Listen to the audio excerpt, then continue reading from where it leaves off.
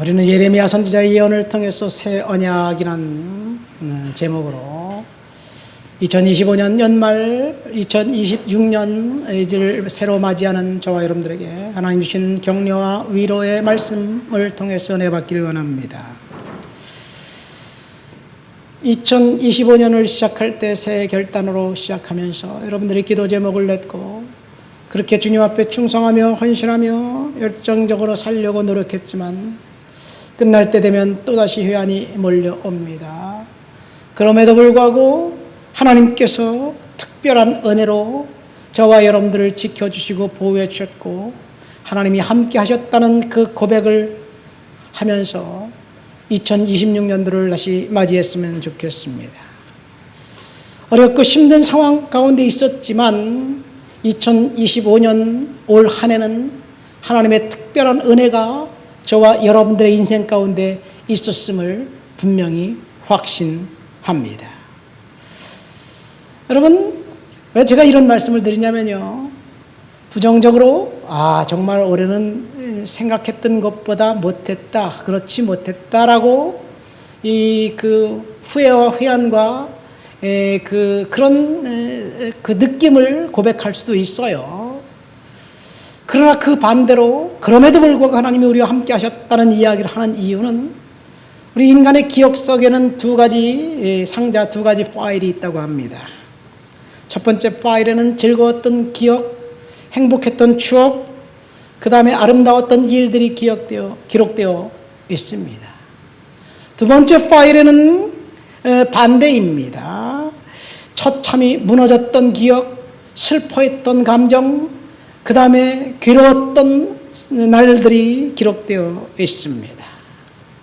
상처와 절망과 낙심이 이제 담아 있는 상자, 행복과 기쁨과 즐거움과 그리고 쾌락이 담겨 있는 상자 두 개가 우리 기억 속에 분명히 있습니다.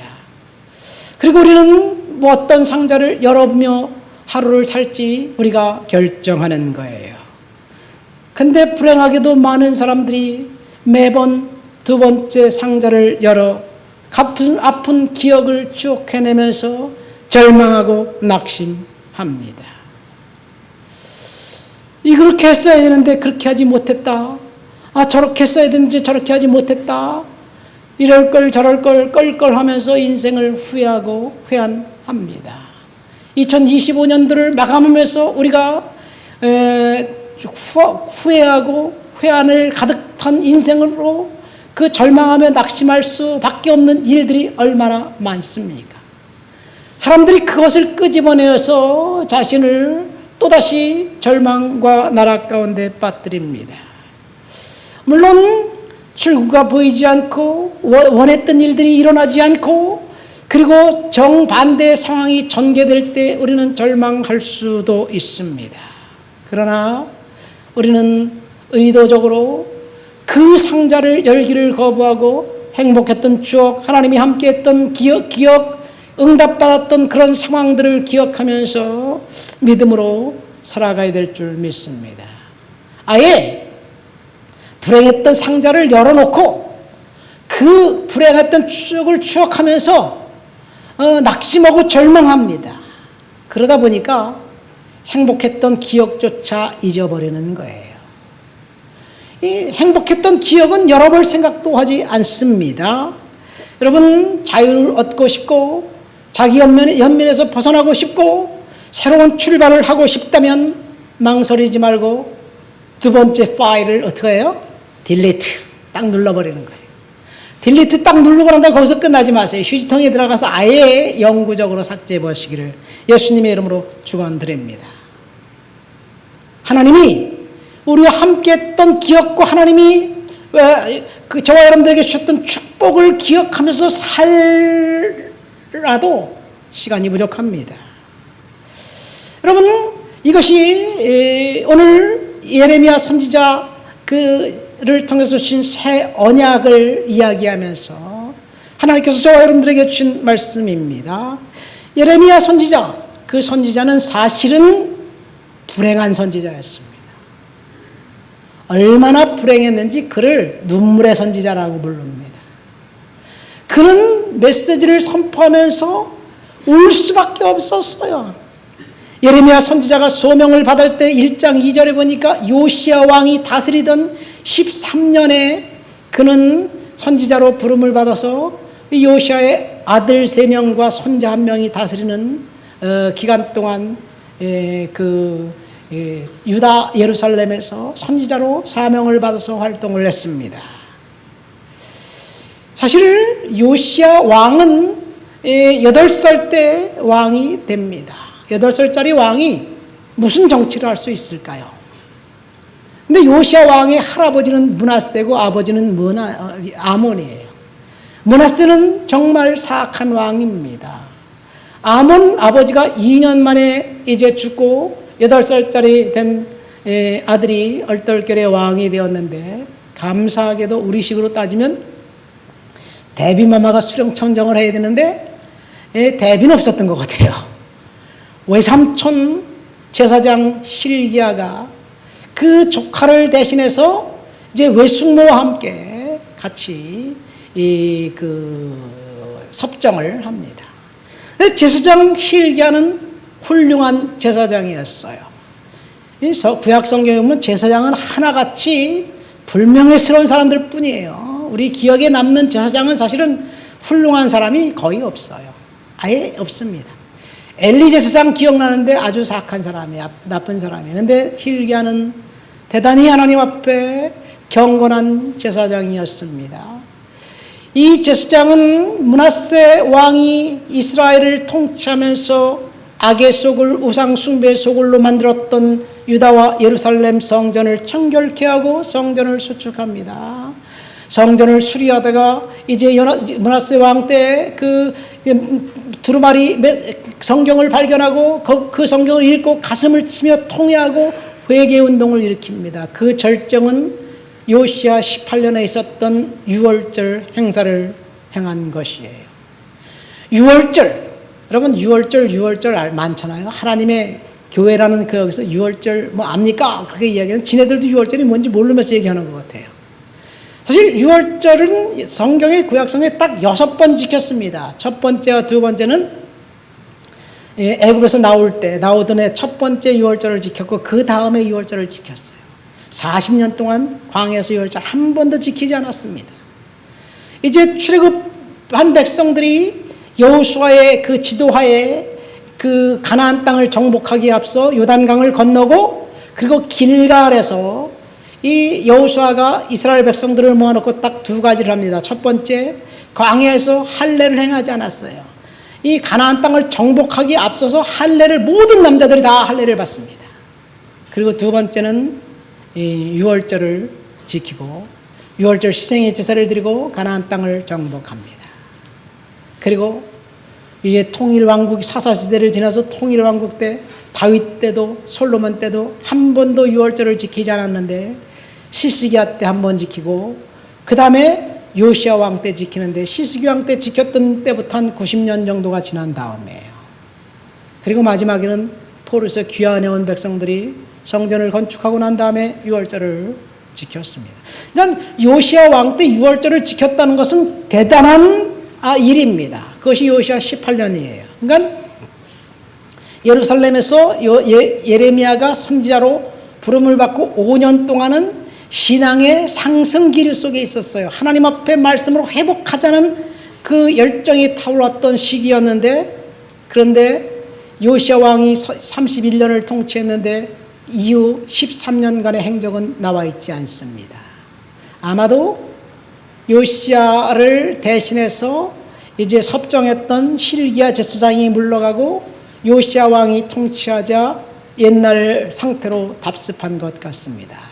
그리고 요시야 왕이 이제 31살 때, 31살 때인가요? 38살 때, 9살 때인가요? 하여튼 그 애국가 전쟁에서 죽습니다. 전사에 죽습니다. 그리고 요시야 아들 3명과 요시야의 손자 1명이 통치하는 동안 예루살렘과 유다는 그야말로 폭풍 전야와 같은 시대를 보내고 있습니다. 하나님 앞에, 말씀 앞에 회복하자고자 했던 노력들은 다시 물거품이 되어가고 우상 숭배와 그리고 이 그 사악한 무리들이 전면에 나서서 선지자들은 다 거짓을 예언하고 제사장들은 돈을 받고 그리고 이제 그 제사 행위를 합니다. 하나님을 멸시하고 하나님을 거부했던 그 백성들, 그래서 하나님은 끝내 유다를 멸망시키기로 작정합니다. 예레미야 선지자가 활동하던 시대에 유다가 멸망당하는 것을 그는 보아야만 했습니다. 그러니까 예레미야 선지자가 얼마나 가슴이 아팠나요? 사람들에게 메시지를 선포하면 예레미야 선지자의 말씀은 듣지도 않습니다. 이 거짓 선지자라고 매도합니다. 왜 그러냐면요, 예레미야 선지자의 메시지가 좀 달랐어요. 백성들에게 위로와 희망을 주는 메시지가 아니라 백성들의 죄를 지적하고 하나님 앞에 돌아오라고 이야기합니다. 예레미야 메시지의 핵심은 유다가 멸망당할 것이다. 그러나 멸망으로 끝나지 않고 하나님은 새로운 남은 자들을 통해서 새로운 일을 시작하실 것이다는 심판을 선포했습니다.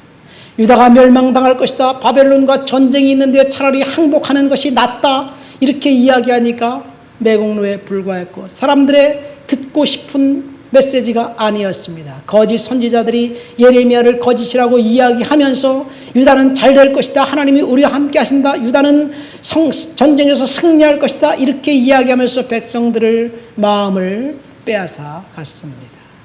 그리고 결코 하나님을 무시하는 사람들의 생활을 태도는 변하지 않습니다. 결국은 유다는 예레미야 선지자의 메시지처럼 멸망당했습니다. 오늘 우리가 읽은 본문 31장은 유다가 멸망당하고 난 다음의 일입니다. 사실 예레미야 25장부터 31장은 한 묶음이라고 보면 돼요. 일괄된 메시지입니다. 바벨론에 항복하라, 그것이 오히려 낫다는 이야기입니다. 그러면서 항복으로 끝나는 것이 아니라 바벨론에게 항복해서 유다는 멸망당할 것 같지만 하나님은 새 언약을 통해서 이스라엘 백성들을 새롭게 인도하실 것이라는 이야기입니다. 왜 유다가 멸망당해야만 합니까? 죄 때문에 그래요.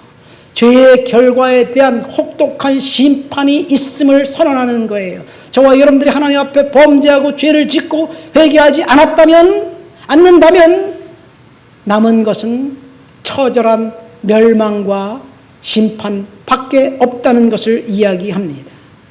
그래서 예레미야가 선포합니다. 유다가 멸망당해서 바벨론에 포로될 것이지만 하나님의 계획은 거기서 끝나는 것이 아니라 70년이 차면 바벨론의 포로가 되었던 그 백성들을 다시 본국에 귀환하게 하셔서 그 백성들을 통해서 하나님은 새로운 일을 하실 것이라는 약속입니다.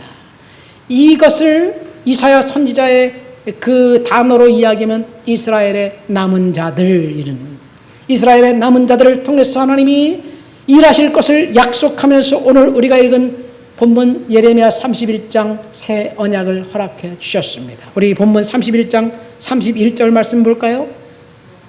여호와의 말씀이니라. 보라, 날이 이르리니 내가 이스라엘 집과 유다 집에 새 언약을 맺으리라. 새 언약이 있다면 옛 언약이 있겠지요. 그렇죠. 옛 언약은 무엇입니까? 사실 구약 성경, 신약 성경은 언약의 책이에요. 이 구약, 신약, 약자가 약속이라는 언약이라는 말이잖아요. 이 언약이 커버넌트입니다. 하나님은 일방적으로 하나님께서 백성들을 선택해서 그들과 계약을 맺고 그들을 축복해 주십니다. 하나님께서 에덴 동산을 만들어 놓고 거기에 아담과 이브를 창조해서 그곳에 살게 하면서 하나님이 약속하셨어요. 너는 생육하고 번성하라, 땅을 정복하라, 땅을 다스리라, 땅에 충만하라. 이것이 하나님의 약속입니다. 왜 하나님이 첫째 날부터 여섯째 날까지 온 우주 만물과 삼라만상을 다 만들어 놓고 여섯째 날 마지막 순간에 아담과 이브를 창조하셨는지, 그 이유는 하나님의 특별한 사랑이고 섭리입니다.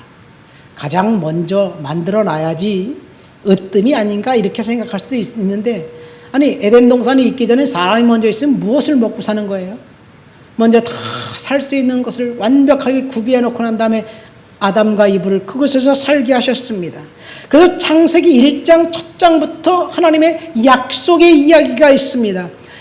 아담과 이브에게 약속하셨고, 노아에게는 이제 무지개를 약속하셨고, 아브라함에게는 축복의 근원, 축복의 자체가 되는 복의 근원이 되게 하는 약속을 하셨고, 그리고 그래서 아브라함을 만나는 사람들마다 아브라함이 복 주면 그 사람들이 복 받고, 아브라함이 저주하면 그 사람들이 저주받게 되어 있는 거예요. 하나님의 약속입니다.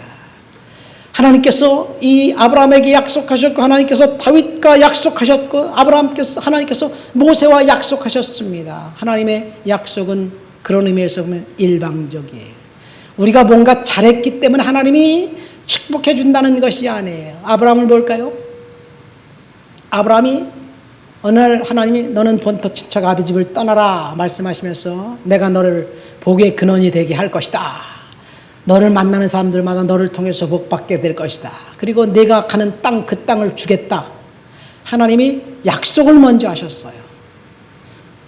아브라함이 뭔가 기여했기 때문에 그랬나요? 아브라함이 하나님께 잘 보였던 것이 있었기 때문에 그랬나요? 굳이 성경을 따져보면 데라가 하나님 앞에 순종했어요. 아브라함의 아버지 데라가. 창세기 11장 마지막 장의 이야기예요. 데라의 순종과 충성 때문에 하나님이 아브라함을 선택했는지는 모르겠어요. 그러나 하나님이 아브라함에게 일방적으로 약속하셨어요. 그리고 아브라함의 약속을 하나님이 신실하게 지켜주셨습니다. 그래서 하나님께서 아브라함에게 약속하신 그 약속 따라서 지금 이스라엘 나라가 생긴 거예요.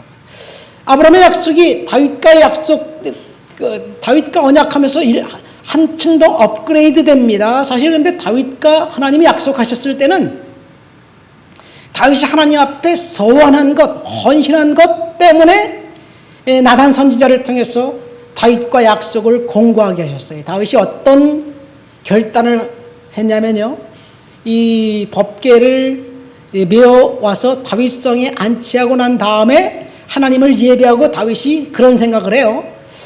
더 이상 법궤가 여기저기 떠돌아다니지 않도록 예루살렘의 중앙성소를 만들어 놓고 성전을 건축해서 거기다 법궤를 안치해 놓고 하나님을 예배해야 되겠다. 그런 생각을 하면서 나단 선지자의 이야기하니까 나단 선지자, 왕이시여 정말 기특하고 특별한 생각을 하셨습니다. 하나님이 기뻐하시는 생각을 하셨습니다. 그렇게 이야기하면서 두 가지를 약속합니다. 첫 번째, 내가 만들기로 원했던 그 성전은 너를 통해서 건축하게 할 것이 아니라 네 아들이 건축하도록 내가 하겠다.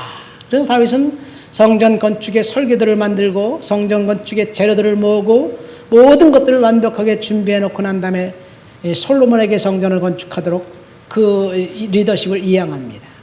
두 번째, 하나님께서 다윗에게 주신 약속은 이제 그 네 나라를 영원히 견고하게 하겠다라고 하나님이 약속하셨습니다. 다윗은 왕의 아들이 아니에요. 그렇죠? 왕은 사울 왕이었습니다. 하나님이 사울을 버리고 하나님 마음에 맞는 다윗을 왕으로 허락하셨어요. 그때 다윗의 마음은 내가 하나님 앞에 이제 마음에 맞고 내 아들들이 하나님의 마음에 맞는다면 하나님이 내 아들을 왕으로 세울 것이지만, 그렇지 않다면 하나님의 마음에 맞는 다른 사람을 나의 뒤를 이어서 왕으로 세울 수도 있다는 생각을 했습니다. 그러나 하나님은 다윗의 후손의 영원한 왕위를 견고하게 하겠다고 약속하셨어요. 이것이 다윗의 언약입니다. 근데 다윗의 언약을 다윗의 후손 중에 므낫세 때문에 깨요. 므낫세가 결국 하나님 앞에 범죄하고 예루살렘 성전을 우상의 소굴로 만들고 예루살렘에 이제 그 남창의 소굴로 만들고 인신제사를 드리는 그런 일들이 있자 하나님이 일방적으로 므낫세의 악행 때문에 이제 다윗 왕조를 멸망시킬 것을 결정합니다.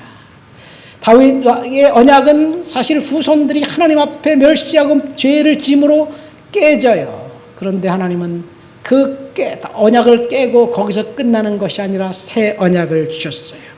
이스라엘에게 주신 새 언약이 구체적으로 뭐냐? 본문 33절과 34절에 있습니다. 우리 다 같이 한번 읽어볼까요? 그러나 그날 후에 내가 이스라엘 집과 맺은 언약은 이러하니 내가 나의 법을 그들 속에 두며 그들의 마음에 기록하여 나는 그들의 하나님이 되고 그들은 내 백성이 될 것이라. 여호와의 말씀이니라. 그들이 다시는 각기 이웃과 형제를 가리켜 이르기를 너는 여호와를 알라 하지 아니하리니 이는 작은 자로부터 큰 자까지 다 나를 알기 때문이라. 내가 그들의 악행을 사하고 다시는 그들의 죄를 기억하지 아니하리라. 여호와의 말씀이니라. 무슨 말입니까? 그들의 악행을 사하고 그들의 죄를 기억하지 아니하리라. 므낫세가 지은 죄 때문에 이스라엘이 멸망당했고 유다가 예루살렘이 멸망당했습니다. 그렇지만 이제는 새 언약에는 그들이 악행을 저질렀을지라도 내가 용서해 주겠다. 내가 심판하고 나니까 내 마음도 편하지 않다 이 이야기예요. 그들의 죄를 기억하지 않겠다 하나님이 말씀하셨어요. 이것이 무엇일까요? 이 새 언약이에요. 하나님을 떠났고 범죄했고 하나님을 앞에 이제 하나님을 멸시했던 그 백성들의 죄를 하나님이 용서해 주시면서 내가 그들의 하나님이 될 것이다. 다시는 그들의 죄를 기억하지 않겠다. 그 약속 새 언약은 어디서 완성되냐면요, 십자가의 은혜 안에서 완성이 됩니다. 예수 그리스도께서 십자가를 친 그 십자가를 통해서 하나님이 우리가 죄인이지만 십자가의 보혈을 의지하는 그 사람들의 죄를 다시는 기억하지 않겠다. 십자가의 보혈의 은혜로 우리의 죄를 깨끗하게 씻어 주신 것을 이야기합니다. 이것이 새 언약입니다. 그러니까 예레미야에게 주신 새 언약은 십자가와 보혈에서 완성됩니다. 새 언약이 있기 전에 마지막 언약은 다윗의 언약이에요. 아담부터 시작해서 계속해서 언약을 갱신했는데 다윗의 언약까지는 사실은 이방인인 저와 여러분들에게는 관계가 없었습니다. 그러나 새 언약 이후에는 내가 너희의 하나님이 될 것이다.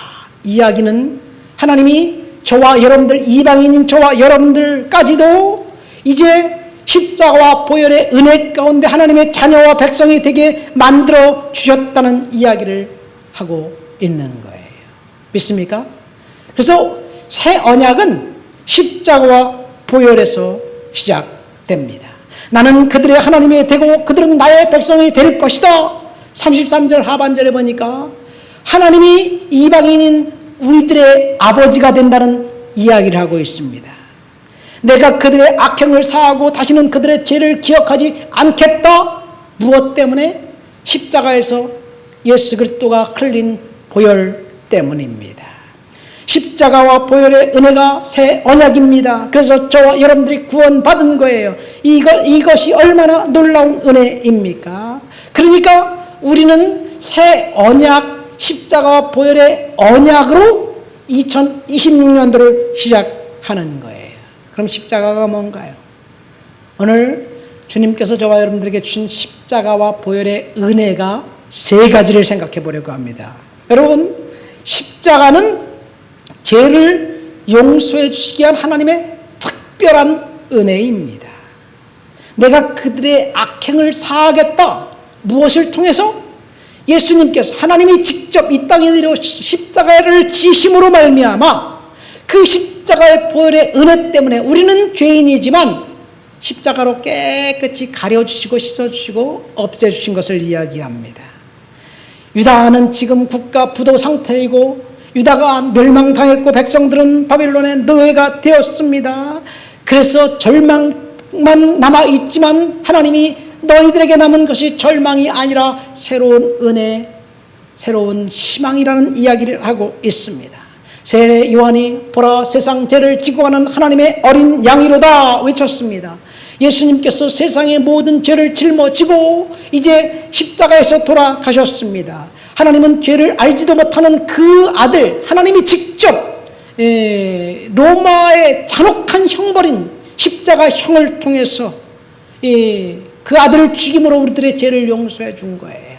십자가에 달려서 못 박혀 있으면 이 연구자들에 의하면 6시간에서 10시간 정도 십자가에서 신음하며 고통 소리 내면서 서서히 죽어간다고 합니다. 하나님으로부터 철저히 버림받은 것을 이야기합니다. 왜요? 죄 때문에 그렇습니다. 십자가에 달려 돌아가신 그 예수 그리스도의 그 고난은 우리의 죄를 상징합니다. 그래서 우리의 죄 때문에 철저히 주님께서 이 고난당한 것이에요. 이것이 하나님의 은혜입니다. 하나님의 은혜는 반역한 인간들을 향한 하나님의 특별한 섭리이고 하나님의 특별한 태도입니다. 은혜는 자격이 없는 자에게, 자격은커녕 아예 오히려 자격이 없는 것을 보다 더 나쁜 그런 상태에 있는 저와 여러분들에게 도저히 받을 수 없는 자에게 주신 하나님의 특별한 사랑이 은혜입니다. 하나님의 특별한 은혜로 말미암아 저와 여러분들이 용서를 받았고, 그리고 저와 여러분들이 십자가의 은혜 가운데서 죄를 사함받았습니다. 그래서 십자가의 첫 번째 그 의미는 죄를 용서받은 자에게 하나님이 주시는 새로운 소망과 희망입니다. 그래서 십자가의 의미 첫 번째는 소망이고 희망이 됩니다. 우리는 십자가의 보혈의 은혜 때문에 새로운 희망과 소망을 품고 2026년도를 새롭게 살아가야 될 줄 믿습니다. 러시아의 소설가 솔제니친이라는 사람이 있어요. 그는 스탈린 치하에서 우리식으로 말하면 민주투사 역할을 하다가 감옥에 갇혔습니다. 그의 붓끝에서 소련 정치를 신랄하게 비판하는 글을 쓰니까 소련 정치인들이 그를 가만 놔둘 수가 있나요? 이 포로 수용소에 가둬버린 거예요. 한 번은 그가 이제 카자흐스탄의 그 광산 노동 수용소에서 이제 이 노동 교화형을 받고 있는데 모든 것이 절망적인 거예요. 여기서 나갈 수 있는 방법은 전혀 없다고 생각을 한 거예요. 야, 여기서 나갈 수 있는 일이 전혀 없겠다라고 생각한 그는 이제 이렇게 생각을 한 거예요. 내가 여기서 나갈 수 있는 방법은 딱 한 가지, 간수들에게 맞아 죽는 것밖에 없다. 그래서 이 광산에서 석탄을 캐던 그 삽을 던져버리고 그 간수들이 와서 자기를 몽둥이를 실컷 두들겨 패서 맞아 죽을 각오를 하고 있는 거예요. 근데 간수들이 어쩐 일인지 오질 않아요. 수많은 사람들이 간수들에서 맞아 죽은 것을 봤어요. 그랬기 때문에 그는 삽을 던져 버렸어요. 감시관이 와서 자기를 때려 죽이면 그래서 죽는 것이 낫겠다 생각한 거예요. 왜냐하면 자기가 솔제니친이 신실한 크리스찬이었기 때문에 내가 자살해 죽는 거는 하나님 앞에 도저히 못할 것이다 이렇게 생각을 했기 때문에 그래요. 그래서 이제 감시관이 와서 몽둥이를 때려 죽일 것을 기대하면서 그냥 이 절망에 찬 몸부림을 치고 있는데, 근데 어떤 노인 하나가 삽을 들고 오더니 그 앞에서 십자가를 다 긋고, 그리고 한번 바라보고 솔제니친 한번 바라보고 가는 거예요. 그래서 솔제니친이 땅에 그려진 그 두 손 십자가를 봤습니다. 그런데 그때까지 솔제니친이 갖고 있었던 절망이 십자가를 바라보는 순간 사라지기 시작했습니다. 그리고 소련의 그 공권력보다 더 큰 힘이 존재한다는 사실과 인류의 소망은 그 작은 십자가 형상을 통해서 이제 생겼다는 사실을 느닷없이 깨달은 거예요. 그가 헌신된 크리스찬이었기 때문에, 러시아 정교회의 어떤 그를 통해서 어렸을 때 교육을 받았던 크리스찬이었기 때문에 십자가의 의미를 몰랐겠어요. 그러나 절망의 순간에 십자가를 바라보면서 거기서 소망을 갖기 시작했습니다. 여러분, 우리가 상황을 바라보고 우리의 현실을 바라보고 우리의 환경을 바라보면 희망이 생기지가 않아요. 절망뿐이에요.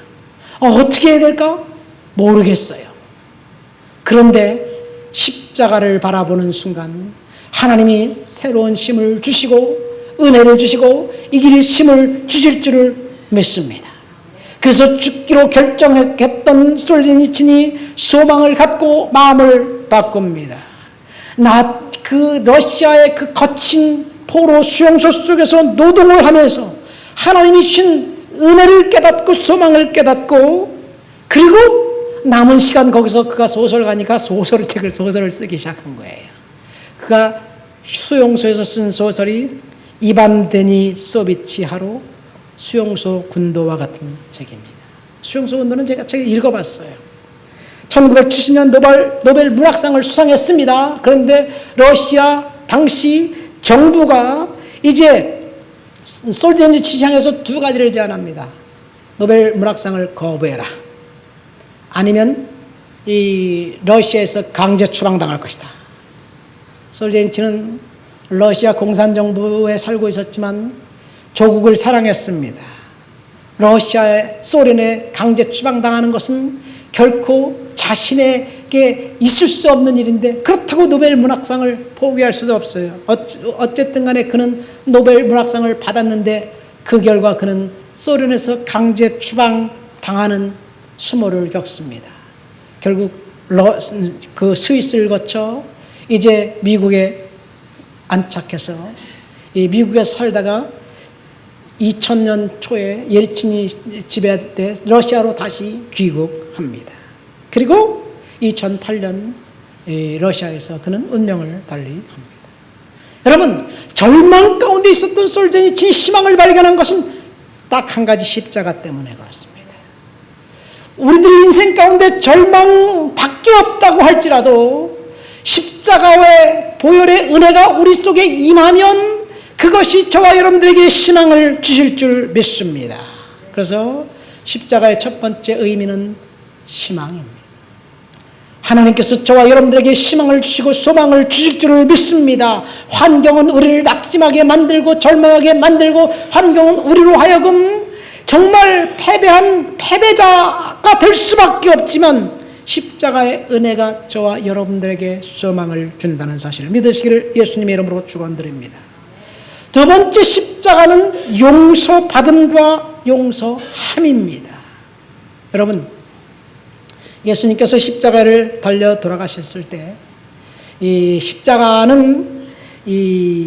십자가를 지기 전에 등에 채찍을 맞아서 온몸이 만신창이가 되었습니다.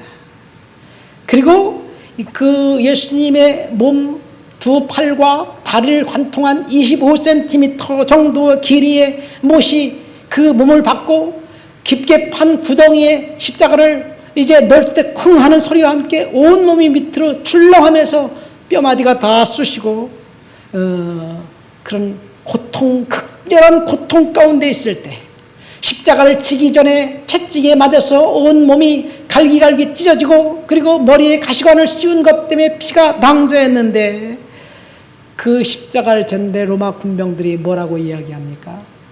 십자가에서 내려봐라, 조롱을 합니다. 그리고 그 조롱하는 사람들이 네가 하나님이 아니냐, 옆에 있는 강도도 조롱합니다. 그럴 때 예수님은 그들을 향해서 아버지여 저들의 죄를 용서해 주시옵소서 용서하셨습니다. 이 강팍한 로마 병사들이 아마 예수님이 한 그 기도, 저들의 죄를 용서해 주시옵소서라는 기도를 들었고, 그 기도 때문에 그들의 마음에 잔잔한 감동을 주었는지 모르겠습니다. 사실 예수님이 십자가에 운명하시는 그 순간 로마의 백부장이 뭐라고 고백하냐 하면, 야, 저가 진짜 하나님이구나, 진짜 하나님의 아들이구나 라고 고백을 합니다.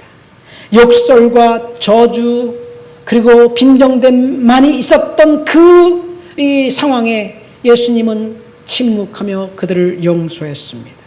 그러니까 십자가는 용서였고, 그리고 용서받음입니다.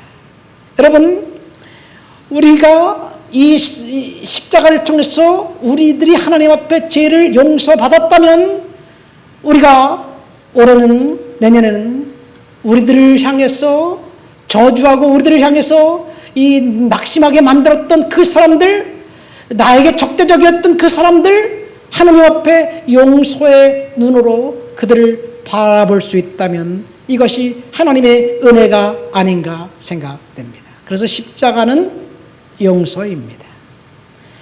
하나님이 저와 여러분들을 용서해 주셨기 때문에, 우리가 용서를 받았기 때문에 우리는 용서를 받아야만, 해줘야만 합니다. 우리는 분노의 영을 십자가의 보혈의 은혜로 묶고 결박해야 될 줄 믿습니다. 우리가 분노한다고 문제가 해결되는 건 아니에요, 사실은. 분노하면 더 분노하게 만들고, 그렇다고 문제가 해결되는 건 아니겠지요. 그래서 우리는 용서하기로 결정해야 될 줄 믿습니다. 그 어떤 사람을 만나든지 간에 하나님 앞에서 우리가 용서하는 삶을 살아가야 되는 것, 이것이 십자가에서 주시는 두 번째 의미, 그리고 우리가 용서받은 것이 세 번째 의미입니다. 우리는 다른 사람을 용서하면서 그렇게 믿음으로 살아가야 될 줄 믿습니다. 우리가 죄를 용서받지 못했다면 우리들에게 남은 것은 심판뿐입니다. 여러분, 심판이 있다는 사실을 우리가 거부해도 사실은 심판이 없으면 얼마나 좋겠어요. 마태복음 25장에 보면 마지막 심판대 앞에 이야기를 하면서 이제 달란트 비유에서 한 달란트 받은 사람에게 그 뭐라고 이야기합니까? 악하고 게으른 종아. 그렇게 이야기하면서 한 달란트 받았는데 그것을 하나님이 이렇게 받은 달란트를 유용하지 않은 사람을 악하고 게으른 종이라고 판단하면서 그에게 있는 한 달란트를 빼앗아 2달란트, 5달란트 받은 사람, 5달란트 남긴 사람에게 줍니다. 왜요? 이유는 간단해요. 하나님 앞에 악하고 게으른 종이었기 때문에, 하나님이 주신 사명을 감당하지 않았기 때문에 그렇습니다. 심판입니다. 그 이후에 양과 염소를 가르면서 주님께서 뭐라고 말씀하시냐? 저주를 받은 자들아, 나를 떠나서 마귀와 그 사자들을 위하여 예비된 영원한 불에 들어가라. 이 영원한 불, 저주에 받은 자들이 들어갈 수 있는 곳, 그것이 지옥이에요. 심판입니다. 그러니까 우리는 십자가의 보혈의 은혜 때문에 용서받았고, 그리고 저주와 심판과 멸망에서 구원받았어요. 십자가의 은혜입니다. 누가 심판이 없다고 장담할 수 있을까요? 심판이 있는지 없는지 사실은 아무도 모릅니다. 왜? 갔다 와본 사람이 없기 때문에. 저도 모르겠어요. 심판이 진짜 있을까? 그러나 성경이 그렇게 약속하고 있기 때문에 심판이 있다는 사실을 저는 믿습니다. 분명히 심판은 있습니다. 우리가 십자가의 보혈의 은혜로 말미암아 용서를 받았습니다. 그래서 심판과 저주의 형벌에서 우리는 자유함을 얻었고 천국의 소망을 갖게 되었어요. 이것이 십자가에서 주시는 세 번째 의미입니다. 그러니까 십자가는 첫 번째는 소망이고, 두 번째는 용서를 받았으니까 용서해 줘야 되는 거고, 세 번째는 우리가 용서받았기 때문에 심판을 면하고 천국의 보혈의 은혜 가운데 들어가게 된다는 이야기를 말합니다. 말씀을 맺습니다. 오늘 저는 2025년을 마감하면서 새 언약의 약속이라는 주제를 가지고 저와 여러분들의 은혜를 나눴습니다. 새 언약은 사실은 유다 백성들, 심판받아서 멸망당한 그 유다 백성들에게 예레미야 선지자를 통해서 주신 약속이에요. 그런데 이 새 언약의 끝에는 십자가와 보혈의 은혜가 있습니다. 그러니까 새 언약은 십자가와 보혈의 은혜에서 완성됩니다. 저와 여러분들이 죽을 수밖에 없는 죄인들이었고, 지옥 형벌을 받을 수밖에 없는 죄인이었고, 심판받을 수 없는 죄인이었는데, 그러나 하나님이 우리를 사랑하셨기 때문에 새 언약을 통해서 십자가의 보혈의 은혜 때문에 저와 여러분들을 구원해 주셨습니다. 그래서 그것이 소망이고 희망입니다. 여러분, 소망은 눈에 보이는 뭔가 보이는 비전 때문에 소망을 갖고 있는 것 같지만, 사실은 눈에 보이는 환경 때문에 소망을 갖는다면 이 세상에 소망을 가질 사람이 아무도 없어요. 왜요? 아무리 좋은 일이 있어도 그것 가지고 우리는 만족할 수 없기 때문에 그렇습니다. 왜? 비교하면서 나보다 옆에 사람이 더 잘 나가기 때문에 항상 불행하다고 생각하는 거예요. 그러니까 소망은 우리가 소망을 갖기로 결정하고 그렇게 갖기로 결단한 것에서 출발합니다. 그러니까 십자가와 보혈의 은혜가 저와 여러분들의 소망입니다. 환경이 답답하고 절망스럽고 뭔가 잘 안 풀릴 때, 그때 그때도 십자가의 보혈의 은혜, 우리가 하나님이 죄를 용서해 주셨고 구원받게 해주셨다는 그 은혜, 그 큰 사랑을 생각하며 소망을 품게 될 줄 믿습니다. 이 세상에서 성공적인 인생을 산다고 해도, 아무리 그 잘된 인생을 산다 할지라도 심판받아서 지옥 간다면 성공적인 인생일까요? 대통령을 했어도, 최고 권력을 누렸어도, 온갖 부귀영화를 다 누려도 그 사람이 지옥 간다면 그것은 성공적인 인생이 아닐 것입니다. 십자가만이 소망입니다. 십자가가 우리의 죄를 용서해 주셨습니다. 그렇기 때문에 우리는 용서하는 삶을 살아야 될 줄 믿습니다. 다 같이 우리 말씀을 생각하고 통성으로 기도합니다. 하나님, 십자가 보혈의 은혜로 올 한 해도 내년에도 승리할 수 있도록 주여 도와주시옵소서. 기도합니다. 하나님 아버지, 감사합니다. 오늘도 주님 앞에 나와 주를 높여드리고 주를 찬양하고 주를 예배합니다. 십자가와 보혈의 은혜가 우리의 삶 가운데 있도록 주여 도와주시옵소서. 성령의 능력과 충만과 거룩한 역사로 사로잡아 주시옵소서.